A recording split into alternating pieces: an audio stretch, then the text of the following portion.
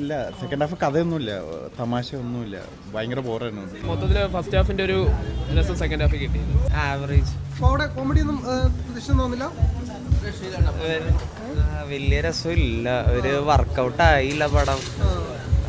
കുഴപ്പമില്ല എന്നുള്ളൂ, ഒറാശമൊക്കെ കാണാം. രണ്ട് വെള്ള നാട്ടിൽ ഇടവേള അത്രയൊന്നും വന്നില്ല, അത്രയൊന്നും വന്നില്ല. ഫഹദ് ഫാസിൽ സ്ഥിരം കോമഡി കാര്യങ്ങളൊന്നും വന്നില്ല. അതും ഒരു ക്ലിക്കായില്ല.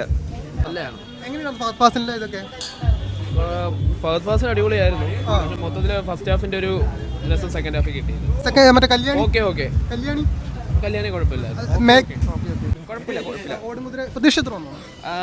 ഇല്ല, ഞാൻ ജസ്റ്റ് വെറുതെ കാണാൻ കോമഡിക്ക് വർക്കൗട്ട് ആയോ? ഇല്ല.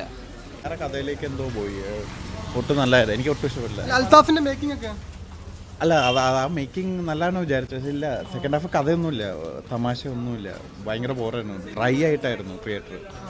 ഫഹദ് ഫാസിൽ ഓക്കെ, സ്ഥിരം ശരി. ഇത് ഒരു എന്തോ ഒരു കഥയൊന്നുമില്ല, അതാണ് പറ്റിപ്പോയത്. കഥയില്ല, ഒരു മൂവിങ് ഇല്ല.